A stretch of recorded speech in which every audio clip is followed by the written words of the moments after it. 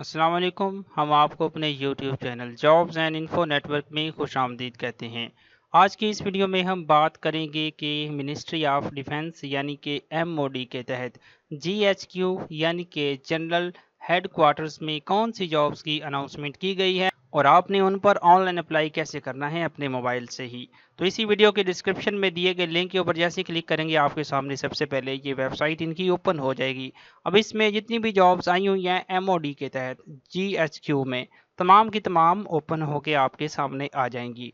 तो आपको भी स्टेप बाय स्टेप अप्लाई करने का तरीका भी बताएंगे कि आपने कैसे अप्लाई यानी कि ऑनलाइन अप्लाई जो है एप्लीकेशन फॉर्म फिल करना है और कैसे अपना अप्लाई जो है वो आपने कंप्लीट करना है। लेकिन वीडियो को आगे बढ़ाने से पहले अगर आप इस चैनल पर नए हैं, काइंडली सबसे पहले ये चैनल सब्सक्राइब लाजमी, ताकि ऐसी ही नौकरियों के मुतल्लिक मालूमाती वीडियोज़ आपको हमारे यूट्यूब चैनल के ज़रिए मौसूल होती रहें। मज़ीद हमारा व्हाट्सएप चैनल भी इसी वीडियो के डिस्क्रिप्शन में दिए गए लिंक के ऊपर क्लिक करके ज्वाइन कर लें, ताकि आपको रोल नंबर स्लिप्स और ऐसी ही जॉब्स के अपडेट्स जो हैं वो हासिल होती रहेंगी। अब चलते हैं वीडियो का बाकायदा आगाज़ करते हैं, आपको बताते हैं कि जॉब कौन कौन सी हैं और किस जॉब के लिए कौन अप्लाई कर सकता है। तो इस मकसद के लिए हमने इनका जो ऑफिशियल एडवर्टाइजमेंट है वो ओपन किया हुआ है। तो यहाँ पे आप देख सकते हैं सबसे पहले असिस्टेंट की जॉब है। असिस्टेंट का जो स्केल है वो बीपीएस 15 है। इस सिनेरियो में ये है कि अगर आप इस पे अप्लाई करना चाहते हैं तो आपकी जो क्वालिफ़िकेशन है, आपकी तालीम जो है वो ग्रेजुएशन आपने कंप्लीट की हो और जो आपकी टाइपिंग स्पीड है डब्ल्यूपीएम में वो 20 होनी चाहिए और ये बहुत ही आसानी से आप जो है गेन कर सकते हैं। और इसमें अप्लाई करने के लिए जो आपकी जो मैक्सिमम एज है वो 33 साल तक होनी चाहिए। 33 साल यानी कि 33 ईयर से आप ज़्यादा नहीं होनी चाहिए। और इसकी टोटल असामियाँ 10 हैं और काफ़ी अच्छी असामियाँ हैं। हालांकि आपको पता है कि आजकल जो भी सीट्स आती हैं दो दो तीन तीन सीट्स होती हैं, लेकिन इसमें काफ़ी ज़्यादा मिकदार में जॉब्स की अनाउंसमेंट जो है वो की गई है। उसके बाद नेक्स्ट है स्टेनोटाइपिस्ट। इसकी टोटल असामियाँ 19 हैं। अब इसमें 18 से 30 साल वाले अप्लाई कर सकते हैं अगर आपने इंटरमीडिएट पास किया हुआ है और उसके बाद आपकी टाइपिंग स्पीड जो है वो 40 है और उसके बाद शॉर्ट हैंड स्पीड 80 है, तो आप इसमें अप्लाई कर सकते हैं।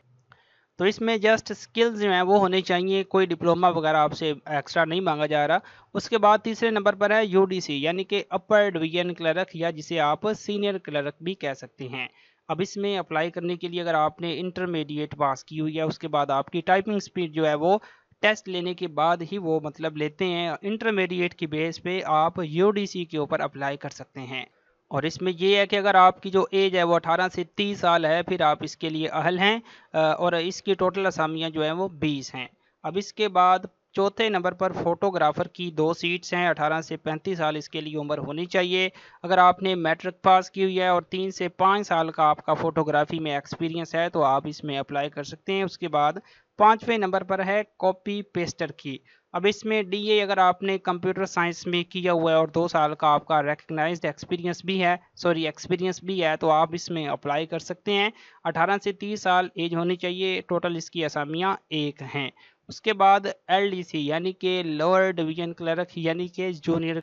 अब इसमें अप्लाई करने के लिए अगर आपने मैट्रिक पास की हुई है, आपकी टाइपिंग स्पीड 30 अल्फाज फी मिनट है तो आप इसमें अप्लाई कर सकते हैं। इसमें अप्लाई करने के लिए मैक्सिमम एज लिमिट आपकी 30 साल तक होनी चाहिए। इसकी सीट जो है वो सबसे ज़्यादा है यानी कि 25 इसकी टोटल असामियाँ हैं। अब इसके बाद 7वें नंबर पर है ड्राफ्ट्समैन की। मैट्रिक आपने पास और उसके बाद 3 इयर्स डिप्लोमा इन ड्राफ्ट्समैन का आपका अगर 3 साल का डिप्लोमा भी है तो आप इसमें इसमें अप्लाई कर सकते हैं। उसके बाद 18 से 30 साल आपकी जो एज है वो होनी चाहिए। 3 इसकी टोटल असामियाँ मौजूद हैं।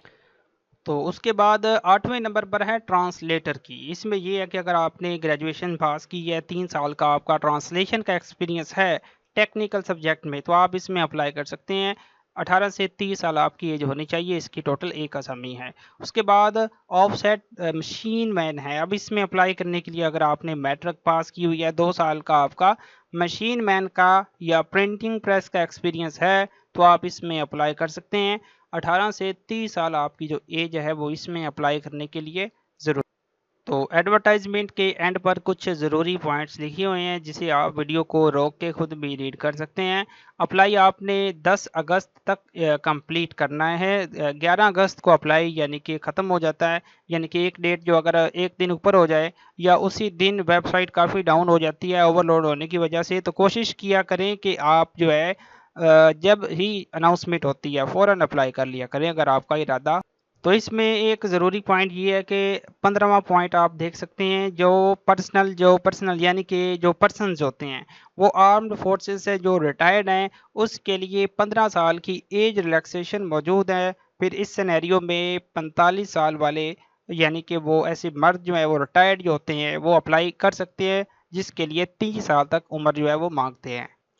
और इन जॉब्स के लिए आपने जस्ट ऑनलाइन अप्लाई करना है, आपने कोई यानी कि डाक वगैरह नहीं भेजनी। अप्लाई के बाद आपने जो फ़ीस है वो ऑनलाइन ही पे करनी है। थोड़ी सी फ़ीस इनकी है वो सारे अफोर्ड कर सकते हैं।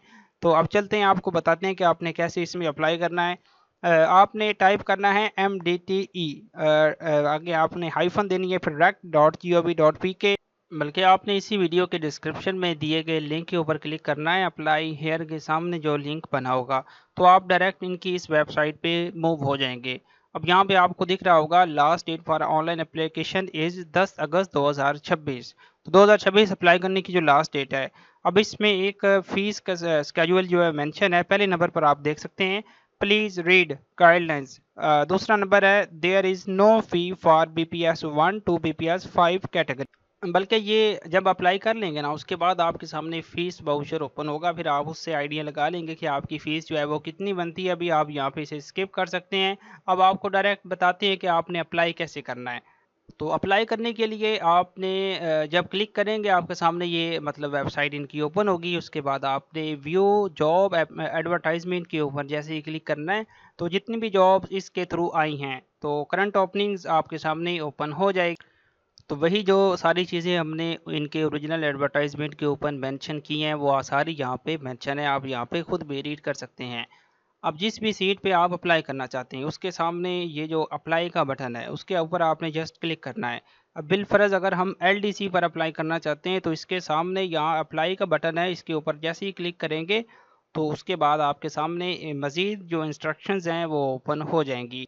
तो ये इंस्ट्रक्शंस आप यहाँ पे खुद रीड भी कर सकते हैं, लेकिन अगर नहीं रीड करना चाहते स्क्रॉल डाउन कर दें, एंड पे लिखा होगा स्टार्ट, इसके ऊपर आपने जैसे ही क्लिक करना है उसके बाद आपके सामने एप्लीकेशन फॉर्म ओपन हो।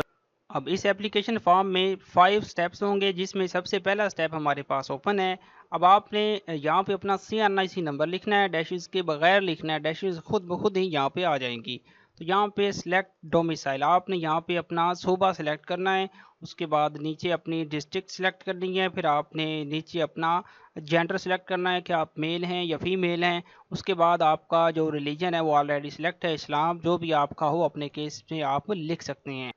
उसके बाद आखिर वाला पॉइंट है कि आप डिसेबल हैं या फिट हैं, उसके लिहाज से आपने यस या नो में जवाब देना है।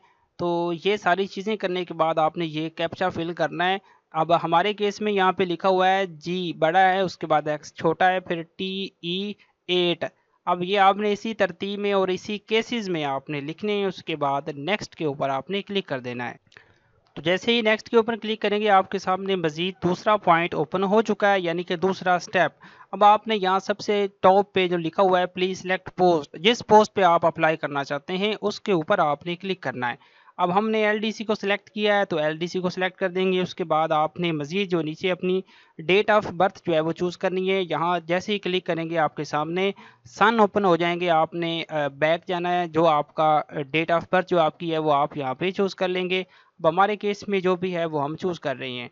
उसके बाद आपने यहाँ पे फ़ी डिपॉज़िट डिटेल यहाँ पे क्लिक करना है। उसके बाद यहाँ पे पहला पॉइंट है कि आप फ़ीस जो है ऑनलाइन पे करेंगे, या दूसरा है कि आपने बैंक अल हबीब में जाकर डिपॉज़िट करनी है। अब हमारा ये इरादा है कि हम ऑनलाइन करेंगे, इसलिए हम पहले सेलेक्ट को जो है ना वो सिलेक्ट कर लेंगे।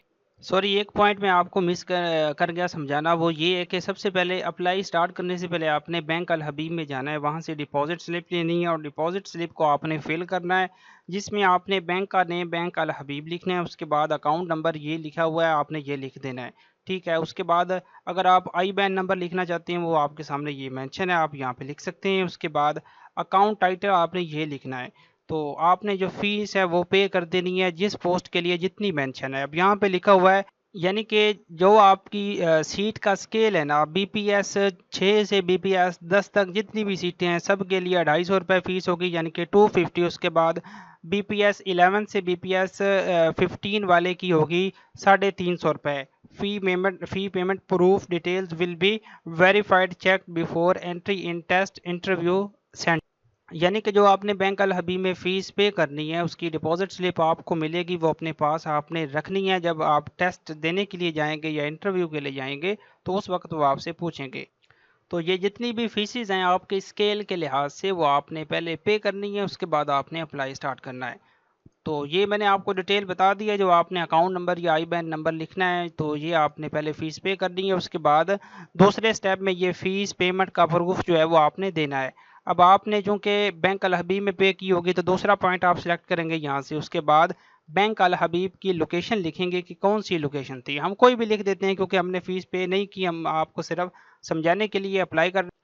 उसके बाद यहाँ पे ब्रांच कोड आता है। अब जो भी आपके केस में ब्रांच कोड है वो आपने यहाँ पे लिख देना है। जब आप फीस पे करेंगे वहाँ से पूछ भी लेंगे कि आपकी ब्रांच का नेम क्या है, लोकेशन क्या है, ब्रांच कोड क्या है, ठीक है। उसके बाद डिपॉजिट स्लिप चालान नंबर होता है, वो भी आपने यहाँ पे लिख देना। आपके केस में जो भी होगा, वैसे कोई रैंडमली नंबर लिख रहे हैं। उसके बाद फ़ी अमाउंट यहाँ पे लिखेंगे जो आपके केस में होगी। उसके बाद फ़ी डिपॉजिट डेट लिखेंगे कि किस डेट को आपने फ़ीस जो है वो पे की। तो हम यहाँ पे आज की डेट सेलेक्ट कर देते हैं। उसके बाद आपने यहाँ पे पेड स्लिप जो है वो अपलोड करनी है, जो पेड स्लिप होगी, ठीक है। यानी कि जो आपको वहाँ से मिलेगा प्रूफ अप्लाई, यानी कि फ़ीस पे करने के बाद वो आपने यहाँ पे अपलोड करना है। तो ये सारी चीज़ें लिखने के बाद थोड़ा सा स्क्रॉल डाउन करेंगे। अब यहाँ से वो आपसे पूछ रहे हैं कि आपका जो हस्बैंड है या फादर है वो ज़िंदा है या सर्विस में है या डाइड हैं, उसके लिहाज से आपने यस या नो में जवाब देना है। तो ये सारी चीज़ें करने के बाद आपने नेक्स्ट के ऊपर क्लिक कर देना है। आप तीसरे पॉइंट पे या तीसरे स्टेप पे मूव हो जाएं। यहाँ तीसरे स्टेप पे आपने अपनी तस्वीर सबसे पहले अपलोड करनी है। तो अपनी तस्वीर अपलोड करने के बाद आपने थोड़ा सा वेट करना है, वो अपलोड हो जाएगी। उसके बाद आपने अपना कंप्लीट नेम यहाँ पे लिखना है। तो उसके बाद आपने फर्स्ट नेम लास्ट नेम लिखना है, फिर आपने यहाँ पे प्रेजेंट एड्रेस लिखना है, उसके बाद नीचे परमानेंट एड्रेस लिखना है। तो उसके बाद आपने यहाँ पे अपना मोबाइल नंबर लिखना है जो कि किसी और नेटवर्क के ऊपर कन्वर्टेड नहीं होना चाहिए। ये लिखने के बाद आपने नीचे अल्टरनेट मोबाइल नंबर लिख सकते हैं, ज़रूरी नहीं है। उसके बाद आपने नीचे अपनी ईमेल लिखनी है। तो ये लिखने के बाद एग्जामिनेशन सेंटर सेलेक्ट करना है। तो उसके बाद आपने नेक्स्ट के ऊपर क्लिक कर देना। तो जैसे ही नेक्स्ट के ऊपर क्लिक करेंगे चौथा स्टेप आपके सामने ओपन हो चुका है। अब आपने यहाँ पे अपनी तालीम ऐड करनी है, क्वालिफ़िकेशन बतानी है। तो सबसे पहले आपने मैट्रिक को टिक लगाना है। अब यहाँ पे आपने मैट्रिक सेलेक्ट करनी है। उसके बाद मेजर सब्जेक्ट लिखने हैं, साइंस में की है या आर्ट्स में। उसके बाद ऑब्टेन्ड मार्क्स लिखने हैं। तो हमारे केस में जो भी हैं वो लिख लेते हैं। उसके बाद यहाँ पे टोटल मार्क्स लिखेंगे। उसके बाद नेक्स्ट डिवीज़न लिखेंगे कि कितनी डिवीज़न आपकी बनी है, फर्स्ट है या सेकंड। तो डिवीज़न के बाद आपने बोर्ड सेलेक्ट करना है या इंस्टीट्यूट या यूनिवर्सिटी जो भी है। आमतौर पर बोर्ड होते हैं मैट्रिक के केस में, तो हमने बोर्ड सेलेक्ट कर लिया। तो उसके बाद अगर आपका इंटरमीडिएट भी है तो आप इसे सिलेक्ट करेंगे। यहाँ पे उसकी डिटेल बताएंगे जो आपने मैट्रिक की बताई है, उसके लिहाज से आपने नीचे लिखते जाना है। तो यहाँ पे एफ ए है तो उसके लिए ह्यूमैनिटीज़ आएगा। उसके बाद यहाँ पे ऑब्टेन मार्क्स, आगे यहाँ पे टोटल मार्क्स आएंगे। उसके बाद यहाँ पे डिवीज़न लिखनी है कि पहली है या दूसरी है। उसके बाद यहाँ पे बोर्ड का नेम लिख देना है। तो ये लिखने के बाद आपने स्क्रॉल डाउन करना है। अगर आप हाफिज़ कुरान है तो उस केस में यहाँ पे टिक लगा देंगे, वरना आपने इसे खाली रहने देना। उसके बाद इसके लिए 30 अल्फाज फी मिनट की स्पीड भी है, यानी कि टाइपिंग स्पीड भी है। तो आपने इसे टिक लगाना है। यहाँ पे टिक लगाने के बाद स्क्रॉल डाउन करना है। अब यहाँ पे मज़ीद नेक्स्ट के ऊपर जैसे ही क्लिक करेंगे थोड़ा सा वेट करें। तो इसमें ये वो पूछ रहे हैं कि अगर आपका एक्सपीरियंस है किसी भी शोबे में तो वो आप यहाँ पे ऐड कर सकते हैं। अगर आपका एक्सपीरियंस नहीं है तो आपने जस्ट नेक्स्ट के ऊपर क्लिक करना है। तो आपकी जितने भी आपने इन्फॉर्मेशन दी है अब से फॉर्म यानी कि फिल किया है शुरू से अब तक, वो सारा आपके सामने यहाँ पे शो हो गया है। अगर आपका ये सारा फॉर्म ठीक है, आपने सही इन्फॉर्मेशन बताई है, तो उसके बाद आपने एंड पे सबमिट के ऊपर क्लिक कर देना है। तो थोड़ा सा मतलब लोडिंग होगी। उसके बाद your application is submitted successfully और आपका ये रोल नंबर आपके सामने आ चुका है। कल जब रोल नंबर स्लिप आएगी तो इसी रोल नंबर के थ्रू आपने डाउनलोड करनी है। तो अब इसी वीडियो में मैंने आपको कोशिश की है कि कंप्लीट समझाऊं कि कैसे आपने इसमें अप्लाई करना था। अगर आपको पूरी वीडियो देखने के बावजूद भी किसी भी पॉइंट में डाउट हो या समझ ना आई हो तो आप मुझसे व्हाट्सएप पर कांटेक्ट करके पूछ लेते हैं, हम आपको इंशाल्लाह गाइड भी कर देंगे। अब जब भी रोल नंबर स्लिपें आएंगी कोशिश करेंगे कि हम वीडियो बना के दोबारा अपलोड करें या आपको समझाएं कि आपने कैसे रोल नंबर स्लिप डाउनलोड करनी है। तो उस मकसद के लिए आप ये चैनल सब्सक्राइब करें, बेल आइकन को प्रेस करें ताकि आपको हमारे नोटिफिकेशन के ज़रिए पता चल जाएगा कि रोल नंबर स्लिप जो है वो आ चुकी हैं। हमारा व्हाट्सएप नंबर सेव करके हमें मैसेज करें ताकि स्टेटस के ज़रिए भी आपको अपडेट्स मिलती रहे, और हमारा व्हाट्सएप चैनल भी ज्वाइन करके रखें ताकि हम जो वहाँ पे अपडेट्स वगैरह या नोटिफिकेशन गवर्नमेंट के शेयर करते हैं वो आपको वहां से भी हासिल होते रहेंगे। तो आज की वीडियो में इतना ही, मिलते हैं नेक्स्ट वीडियो में। अल्लाह हाफिज़।